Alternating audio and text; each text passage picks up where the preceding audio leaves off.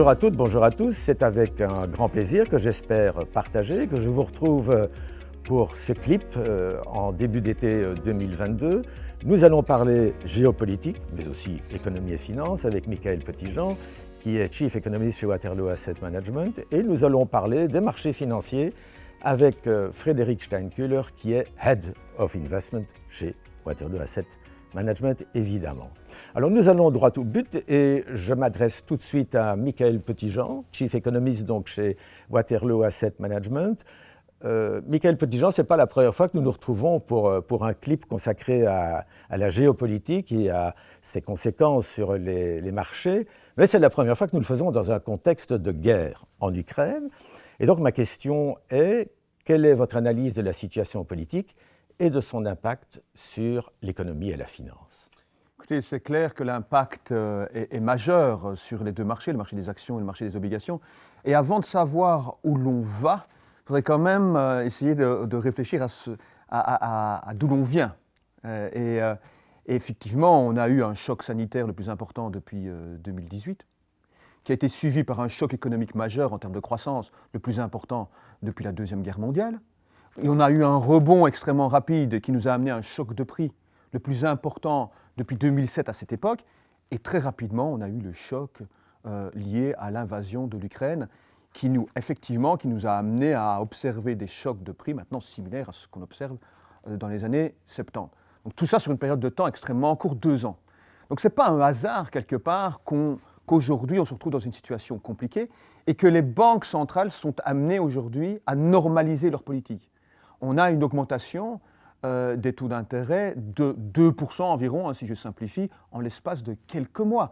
Il faut savoir que l'Allemagne empruntait encore à taux d'intérêt négatif il y a 3 mois, simplement 3 mois. Aujourd'hui, on a un bond des taux d'intérêt de 2%. Évidemment, ça pèse sur les marchés.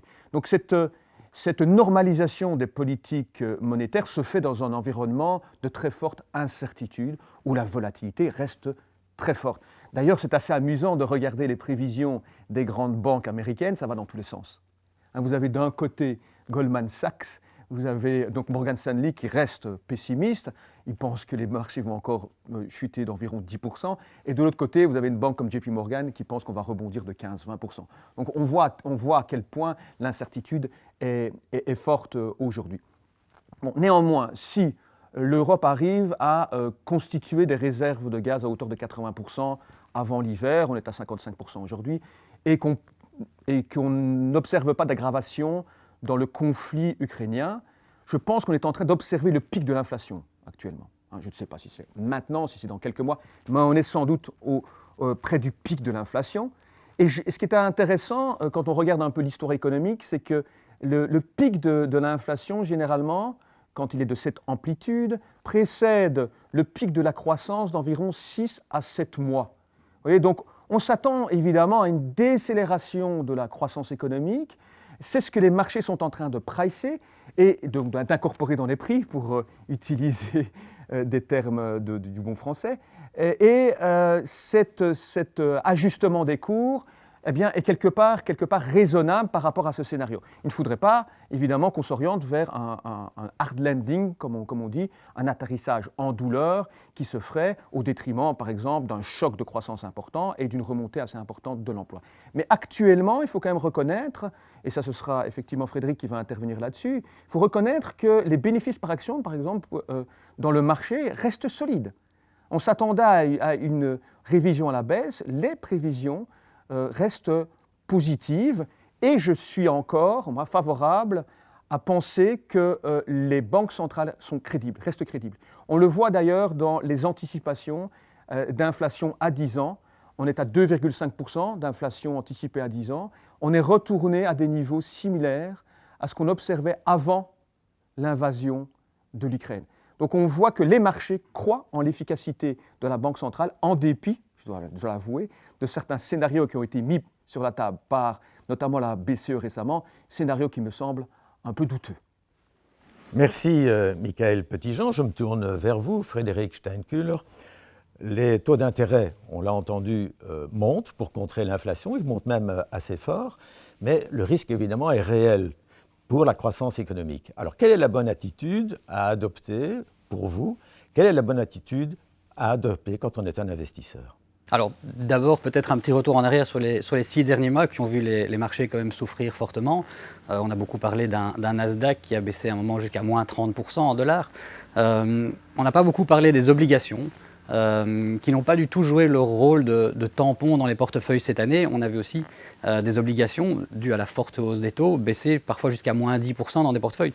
Et donc quelle que soit la pondération action-obligation qu'on avait dans son portefeuille, qu'on ait un portefeuille défensif, un portefeuille plus agressif ou plus dynamique, on avait quand même une forte chute au niveau de son portefeuille. Donc une grosse corrélation cette année entre les actions et les obligations. Le seul actif qui est tiré un petit peu son épingle du jeu cette année, ce sont les matières premières qui sont montées suite à la crise en Ukraine. Même l'or, qu'on voit généralement qu'une valeur refuge, quelque chose qui protège contre l'inflation, n'a pas joué ce rôle. Un dernier point, le dollar. Le dollar s'est fortement apprécié. Ça a un petit peu aidé l'investisseur européen que nous sommes, puisque tous nos investissements en dollars ont pris de la valeur pour nous, Européens. Maintenant, pour la suite, bien oui, on est soumis aux banques centrales qui, pour lutter contre l'inflation, montent les taux. Le tout pour nous est de savoir maintenant qu'est-ce qui va se passer pour les taux longs. Est-ce que les banques centrales vont continuer encore de durcir le ton? Est-ce que ça va faire monter encore les taux longs? Voilà. Est-ce que cette montée est terminée ou pas? Et donc, est-ce que son impact sur la partie obligataire des portefeuilles est fini? Pour nous, aujourd'hui, je pense que le mouvement n'est pas encore complètement terminé. Et donc, malheureusement, les portefeuilles trop pondérés en obligations ou en obligations plus à risque, celles qui ont des ratings un peu plus bas, vont sans doute encore souffrir dans les portefeuilles. Quand on regarde les primes de risque, c'est vrai qu'elles se sont un petit peu contractées depuis le début de l'année. Et c'est principalement dû au fait que les taux sont montés. La prime de risque, pour rappel, c'est la différence de rendement attendu entre le rendement des actions et le rendement des obligations.